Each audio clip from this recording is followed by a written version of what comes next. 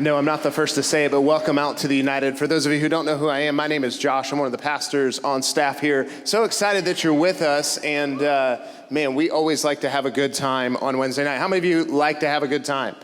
All right, well, you're in the right place. How about it? You're in the right place. And we are in part 2 of our series, Insecurity, and I'm thankful for the opportunity to get to share with you tonight. How many of you were here for part 1 of the series when Austin shared, kicked off the series in a real strong way? And so we're going to try to pick up on the foundation that he laid tonight. So I'm excited, ready to go. Hope you're excited and ready to go. I want to welcome all of you who might be watching online at any of our prison campuses or on YouTube. Thanks so much for joining us. We're glad that you're with us, and we're going to get right into it. I don't want to waste any time, and I want to talk to you for the next few moments from the title, Identity, Feelings Are Fragile. Feelings are fragile. Turn with me, if you would, to Genesis chapter 1. Genesis chapter 1, and we're going to look at verse 27.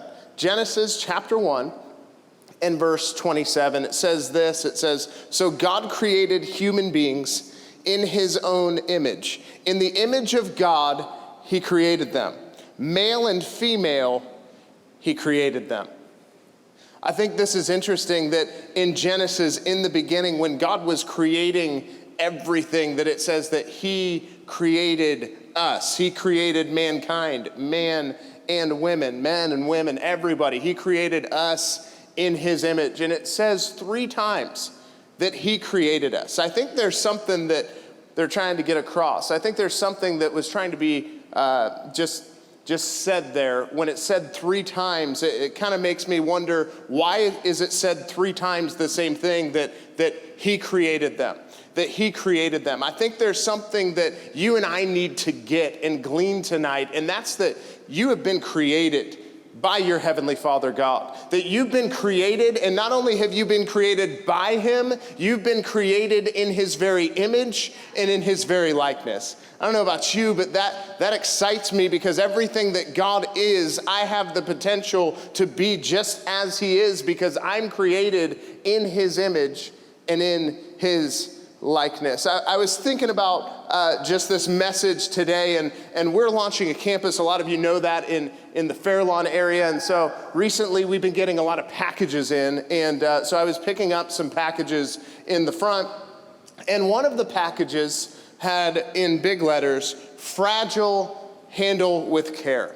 How many of you, when you see that on a package, you just know that it's your job probably not to touch that package? Anybody like me? That I'm like, okay, I'm gonna leave that one for someone else because I will probably break it. But I was thinking about this, and I was thinking, if you could define the identity of some of us in this place, if you could put a descriptor on it, if you could put a phrase to our identity, it would be fragile, handle with care.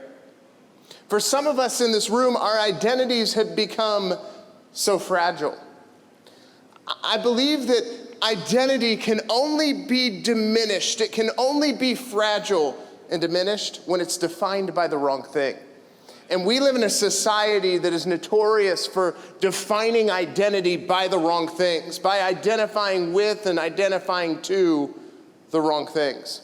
And I think it's really interesting that God lets us know right off the bat that he created us, and then he stepped back and said it was good, but he wanted us to know that it was in his image and in his likeness, and that he created us just the way that he wanted us. And when he created us, he also made the distinction of he created us male and female, and he wanted us to know that however it is that he created us, that we could have confidence in how he created us, because it was good. What he did was good. He was proud of the work that he did. I'll never forget in high school, I played basketball. Anybody play basketball in here? Like a few of you? Man, we need to do a better job against basketball players here. It's crazy. I don't know what's happening. It's wild. I feel like we're failing. I'm kidding. But I played basketball, and I'll never forget, like, just during basketball season, there was like a whole new swag to my step. Anybody know what I'm saying? Like, it was like during soccer, it was just like, I'm not really that popular during soccer season. There's soccer players and there's cross-country runners and there's other people who are kind of getting the attention, kind of getting the whatever during that time, because we had a really good soccer team at our school. We also had a good basketball team. Come on, somebody. And so, but when basketball season rolled around, I knew that my popularity level at school was going to go up. I knew that all of a sudden, and I'm talking middle school, I'm talking high school, I'm talking the whole deal. I knew that more girls were gonna like me. Come on. Some of you are acting like I never thought that in my entire life. Yes, you have, don't be lying. I knew more girls were gonna like me. I knew I was gonna get more attention. And here's what I knew. I knew that playing basketball, that every single game, I was gonna get attention, that I was gonna get applause, and that there were gonna be people affirming what I was doing. And here's what happens. Because we love, if we're honest, we love attention, we love applause, and we love affirmation. And if we're not careful, we'll love it so much that we begin to live for it. That's why so many people, that's why in high school, so many of us had our identity wrapped in a sport. Mine was in basketball. All I did from the time I woke up, I went to practice, and I went to practice at 5:30 in the morning. I went to school, and then I went to another practice after school. After that was over, I was looking for a pickup game of basketball. On the weekends when we were in the off season, I was playing basketball all weekend. All I did was play basketball. Now if you play with me, I play like once every 6 months, and I'm pretty rough, but back then, I had a jump shot. You know what I mean? I never had a handle. Like Blyer had a handle, I never had a handle, but I had a jump shot. You know what I'm saying? I could just, it could go down, you know what I'm saying? I don't know.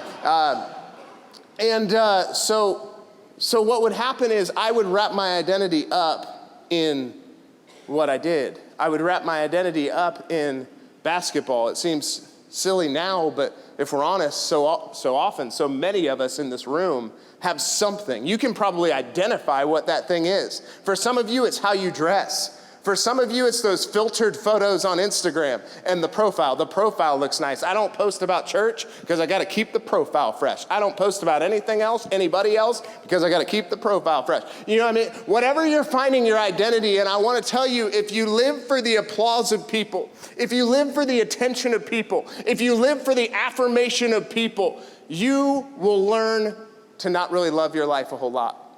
You will learn that it's very fleeting. You will learn that it's not very fulfilling.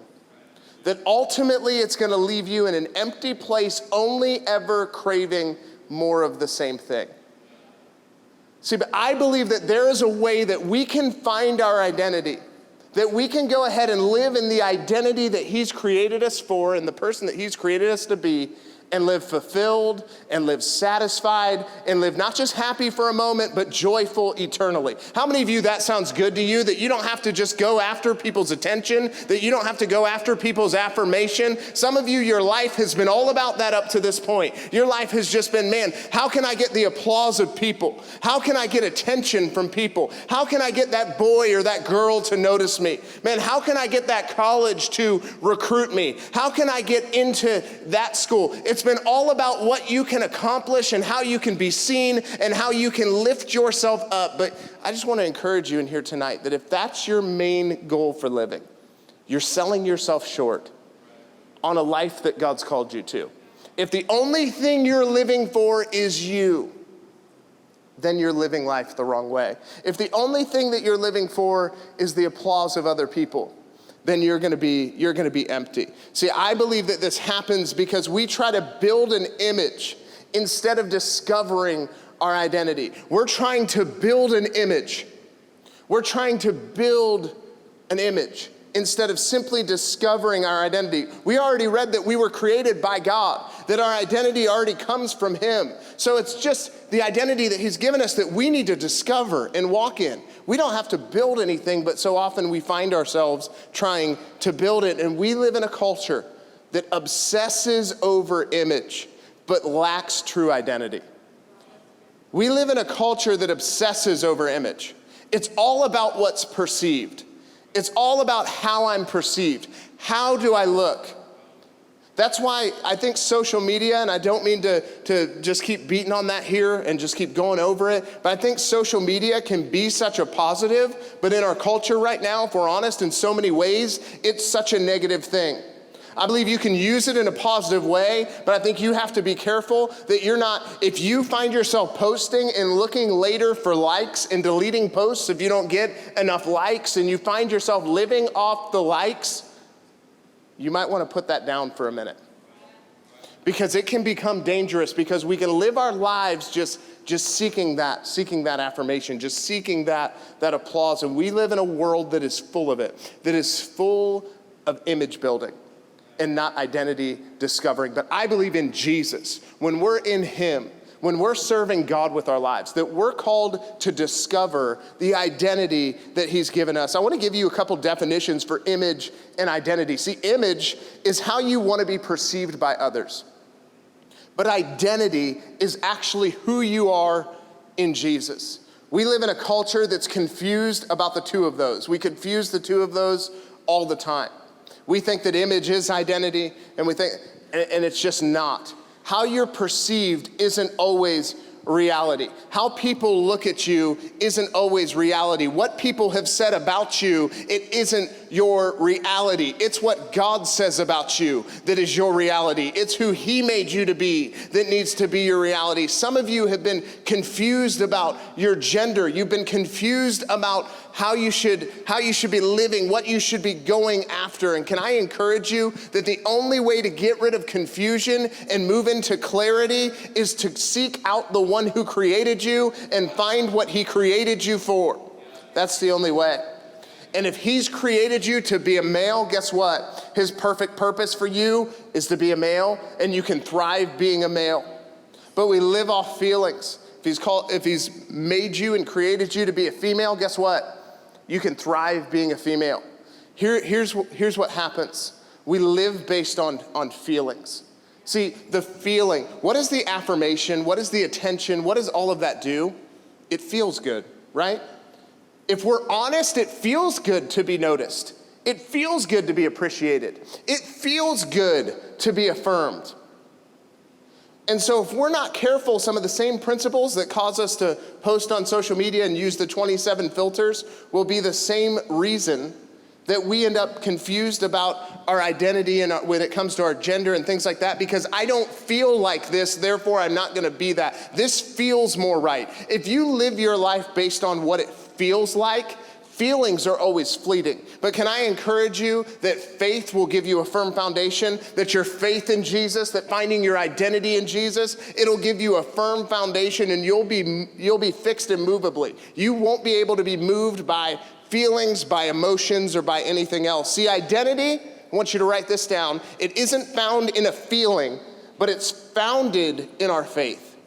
Identity isn't found in a feeling, but rather it's founded in our faith. I believe wholeheartedly that we've got to understand that the one who created us has called us to be a specific way. And if we're pursuing him, we'll become the person that he's called us to be.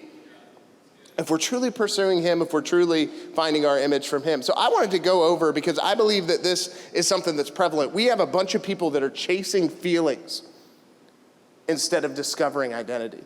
We're chasing feelings. We're building an image. And there's a few ways that I believe we try to build an image. And I want you to write these down, because I believe that if you are trying to do this, you'll be able to identify it right away by looking at these things. And while we're talking about these things, we try to build an image through, number one, what we project. What we project. The image that we're trying to project. What we're trying to get others to perceive us to be. See, whatever you're projecting, you're hoping people are perceiving about you. I read this story once. I forget where the article was, but it was really crazy. I read this story about this person. This was a true story. He was a college student, and he was like $60,000 in debt. But he posed on Instagram as a rich person. Like, no joke. Like, took pictures in sports cars, dressed in really fancy clothes, and his entire Instagram profile was different outfits, was like Photoshop, whatever, well done pictures, like crazy, crazy stuff. And his whole profile was that.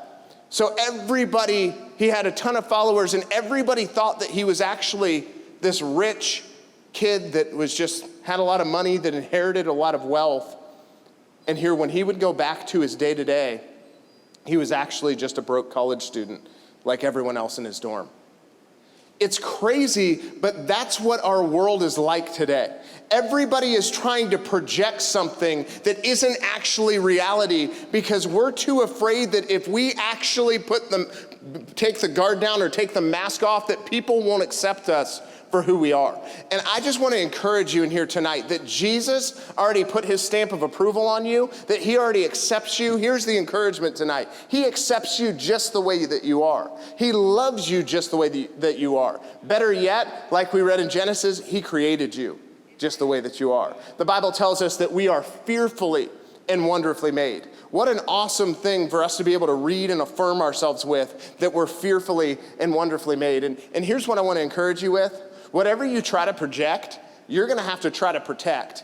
And that's just a lot of work.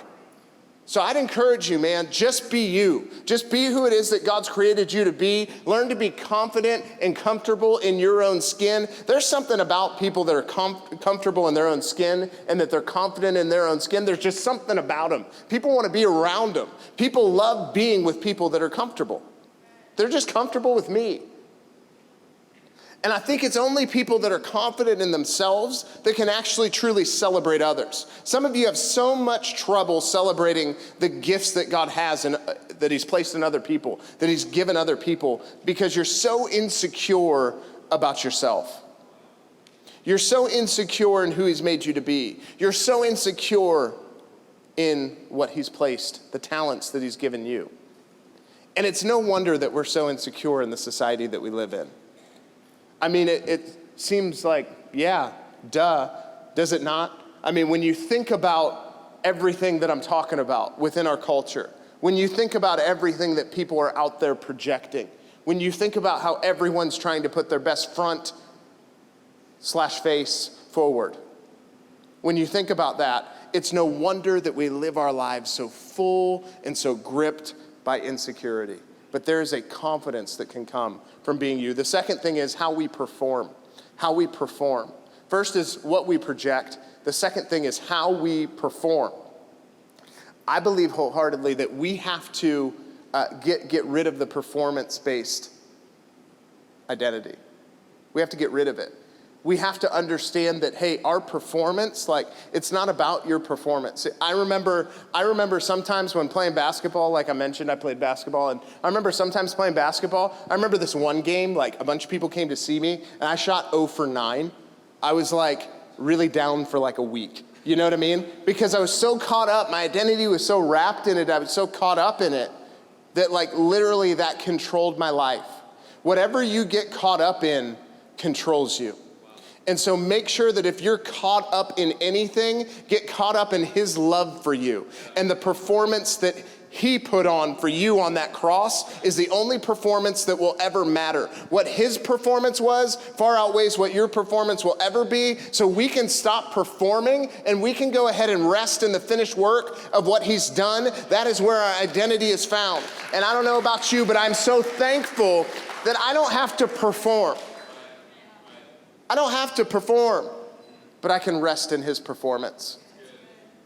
If we're honest, like we all deal with this at some level. Every single one of us. And I don't know what it looks like in your life, but I can tell you a little bit of what it could look like in my life if I'm not careful. If I'm not careful, being up here on a platform can become performance-based, where I walk off the platform and all I'm doing is beating myself up for what I could have said better. But here's the deal. If I'm doing that, then I'm making it about me. But that is the culture. That's the culture that we live in. So we can find our identity in a performance, and we can judge ourselves based on a performance, or we can say, you know what? God, help me be a vessel that ministers to people. I don't really care what I look like. I just want to help some people. You know, I think when we get things backwards and we make it too much about us, we lose out on something. We lose out on what God actually intended our lives for, no matter what sphere you're in, whether you're preaching from a platform or you're sitting in a cafeteria at lunch. If you make it about you, you miss out on what God's trying to do through you. When you make it about you, you're no longer making your life about others. And anytime your life isn't about others, but it's all about you, I can guarantee you can trace it back to an identity issue. You can trace it back to insecurity. Because secure people, confident people, they want to make it about others. They want to celebrate others. And if you're a Jesus follower in this place, you want to reach other people with the good news about him, because you're not so caught up in your performance that you're no longer excited about his performance and what he did for you. But we live in a society, honestly, and sometimes it drives me nuts. We live in a society where on social media, it becomes about whoever's speaking on the platform. It becomes about that. The attention all draws to one man or one woman who will fail you, who will be fleeting, who will be fleshly sometimes, because we all are, right? We all have flaws. We all make mistakes. And I love preachers. I am one. I'm a pastor. I love other pastors. But here's the deal. If you're looking to them as your person, you're going to be disappointed every time. But if you're looking at Jesus as the person, so who is the greatest character? Who's the hero of your story? Is it you or is it him? Who's the hero of your success story? Is it you or is it him? See, because I believe God's calling us back to a level of humility, because that's where identity's found. Humility leads to the right identity. Pride will always leave you searching, but humility, it'll leave you satisfied. I want to live my life satisfied with who he's called me to be and who I am in him. The third thing is simply this: it's who we pretend to be. This goes with projection a little bit, but some of you, you're pretending to be somebody. Sometimes you pretend, to be about the Jesus thing when you're in church, and then you go to school and you have to pretend to fit in there because you're not comfortable with the decision that you've made to follow Jesus. So you're pretending everywhere that you go, and it causes anxiety. I think some of the anxiety that we experience is because we're pretending to be somebody that we're not. And the second that the projection fails to be protected, we're going to get found out, and there's no chance that people will like us for us. We got to get that out of our head. We've got to get that out of our head, because here's the deal. Can I be honest with you? The right people in your life, the right friends in your life, they're always going to love you for who it is that God's called you to be. There are people who are part of my past that could not come into my future because they just could not accept who I was going to be after I accepted him and started walking in what he had for me. They couldn't accept it. The crazy thing about it is God's so good that he always brings it full circle. It wasn't that I rejected them completely, but sometimes you got to distance yourself. Sometimes you got to distance yourself so that you can distinguish who you are, so that you can define who you actually are. Because as long as you're trying to pretend with people, it's always going to be cloudy to you, cloudy to them, and you'll end up compromising and doing things you didn't want to do because you're pretending. For me, it looked like seasons of separation, but here's what I wanted to say, that God's so good that in the right seasons at the right time, those people all cycled back into my life in some form or another. Whether it be that we just reach out through Instagram, whether it be that we grab dinner together and they want to hear, whether it be that they listen to a podcast or something on YouTube and we're like, what happened to you? Like, I remember you in speech class, you were terrible. And I'm like, I know, thank you for reminding me of that. That's awesome. What happened to you? And I found that God's so good that he'll open doors. I just recently ran into somebody that I hadn't seen in 10 years, maybe 12. Just recently ran into them at the most random place. And I was like, man, like they live up a little north of here, and it's like, I'm gonna be up in Fairlawn. And so they're like, yeah, I heard you're gonna be up there. I might come stop by your church. And I was like, how full circle is that? They actually played basketball with me back in high school, or somebody that I was distanced from for a long time. And now God will bring people back into your life in the right time, in the right season. And I believe that for you. I believe that popularity right now, while you're pretending, it's just not worth it. Popularity 5 years from now, can I encourage you with something, young person? Popularity to you will mean something totally different 5 years from now than it does right now. It means something totally different. You will not care. Most of the people that you're around right now, that you're sweating what they think about you, you will not even see them for like a long time. So you might as well just be who you are. Might as well just stop pretending. Man, it's so stressful to pretend. I don't want to keep going on this, but man, I just feel so strongly that some of you have been pretending and hiding for so long, and tonight is your coming out party. It's your coming out party into who God's created you to be.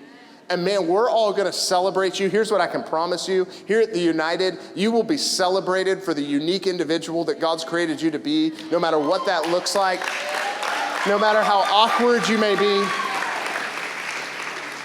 You're going to be celebrated here.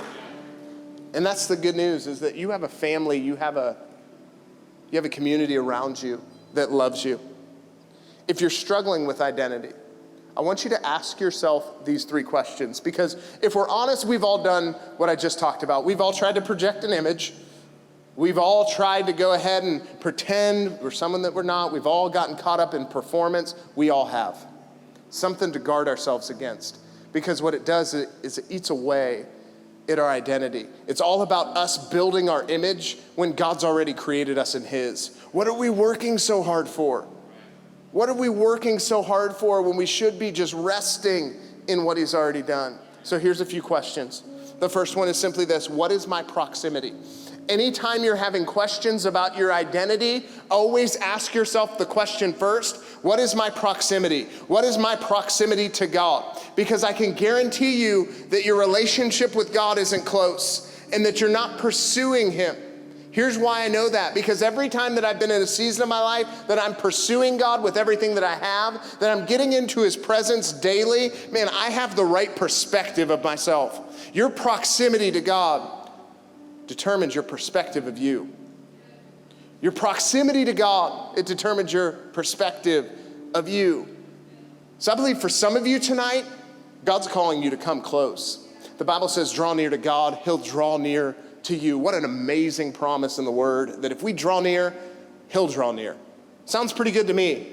So I'm going to draw near. Every single day you have an opportunity on your way to school to get into the presence of God. Nick led us and Molly led us so beautifully into the presence of God just a moment ago. Did you know that it doesn't have to be a beautiful sounding noise to be a joyful noise? I remind myself of that daily when I'm singing to Elevation soundtrack Chris Brown. I sound like Chris Brown in my head. Did you know that? But I will belt out those notes. And I will sing myself happy on the way to work on the worst of days. When it seems like I don't have anything going right in that particular day, I will sing myself happy, and it will remind me that greater is He that is in me than he that's in this world. It will remind me that I'm equipped, that I'm empowered to do everything that He's called me to do. And it will remind me that His provision has gone before me, and everything I put my hand to, if He's in it, it's gonna prosper. It reminds me.